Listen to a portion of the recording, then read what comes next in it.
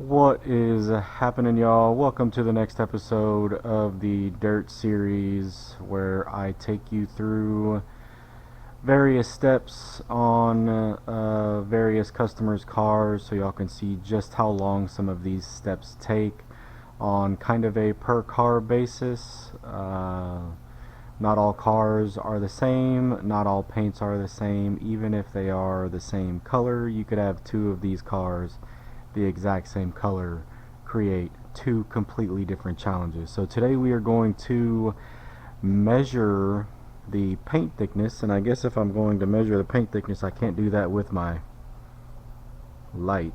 I prepared for this. Who said that I didn't? I don't know what y'all are talking about. That's my face. That's a stupid camera attached to my head. Alright. Moving on.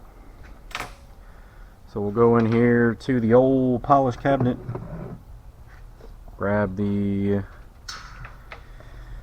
technically a coating thickness gauge, and we will get started on measuring some paint on this Mustang. It is only a one-step paint enhancement. We're not necessarily doing anything, any kind of deeper correction. This car gets the absolute piss bit out of it. Wow. It gets beat up. That's it. So we get this guy turned on. Let's start getting some measurements here to see what we're dealing with. It's always good to get an idea so you know what to pay attention to. So we got 4.2. And we're just going to go around just a few spots on each section of the car. 3.9 right there. I don't generally have too many issues with Ford paint being too low. Every once in a while I might see some standouts, but for the most part Ford falls in the 4 to 5 mils of paint, which for what I do is plenty. Even for a heavier correction is plenty of paint. What you can do though is you can take some of these measurements and you can go into the door jamb, where usually a manufacturer won't they won't add any clear coat. So this should be just regular paint by itself. So look, we got a 2.2. So that'll give you an idea that in various parts of the car we have anywhere from 2 to 3 mils of clear coat by itself, which is, I mean, it's fine. So we go from 2.2 to 4.4, 4.5.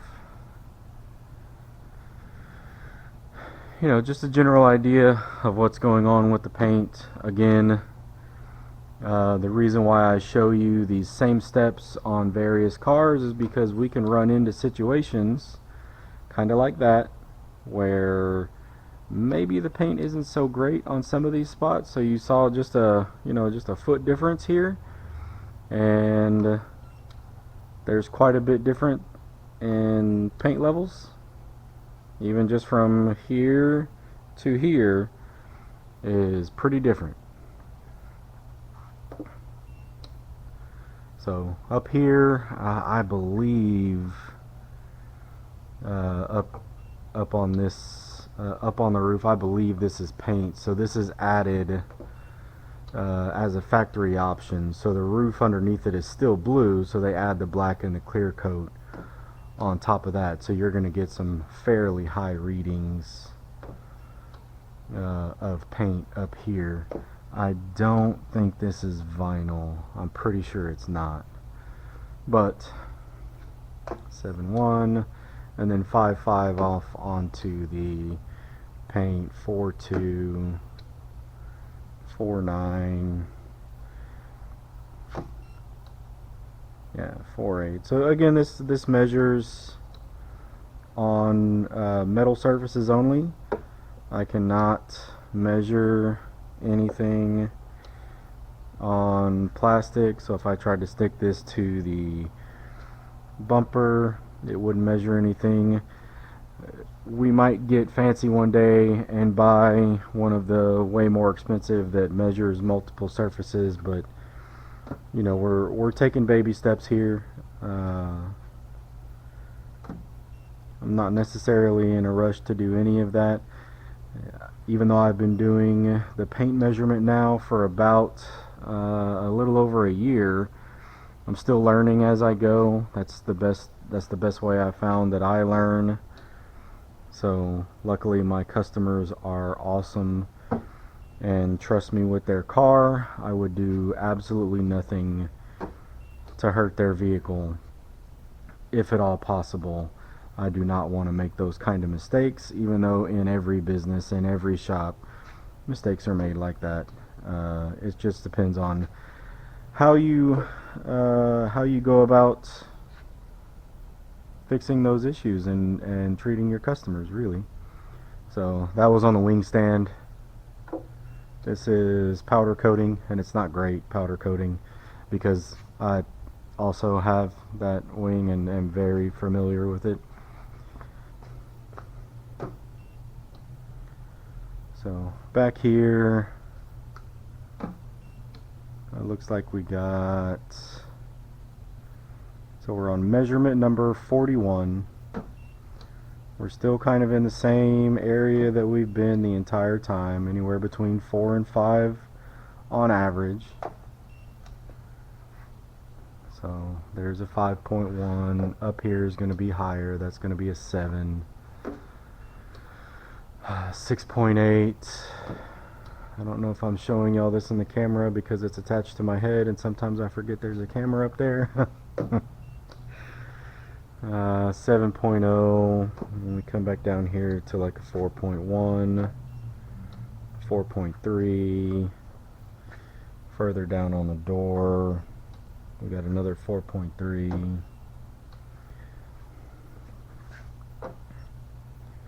4.8. Ooh, a 3.9. Come on, Ford. 3.7. Come on, boys. 3.3. That's not fantastic. And then, ooh, right there on that front fender, that's a 2.8. That's not great. Let's check this front part of the fender. See what we get. 3.4. That's more normal. 3.4. So we'll have to pay attention to that fender during polishing, even just during regular polishing. I don't want to take off too much. And then y'all can see here on this gauge, it says we've taken 60 measurements. We've seen a low number of 1.8 mils. We've seen a max of 7.2. And our average, or the mean, is 4.7 mils of paint on the entire car. So all I'm really doing is just making a note of this section over here being not so great, so I won't go too deep into polishing. Again, this car is pretty water spotted. It's going to be pretty contaminated. I'm going to pull some junk out with the polishing pad.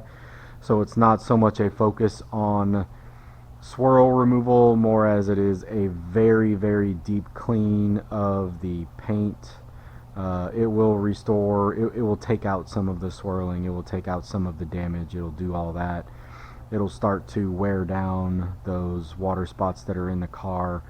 But this, I'm more of a, on a one-step enhancement, I'm more of a preserve what we have versus cut and polish and remove a bunch of clear coat that we don't necessarily need to remove. I want to work on the water spots on here, but also it is just a one-step enhancement. If we were doing a two-step correction or a multi-step correction, this would be kind of a different walkthrough and a different talk. But that's it. I know I'm boring your freaking socks off, so y'all make sure you like and subscribe. There will be plenty more coming in the future. Again, like and subscribe. I'm just talking over myself and repeating things. And I will see y'all on the next video. Junction all the way out.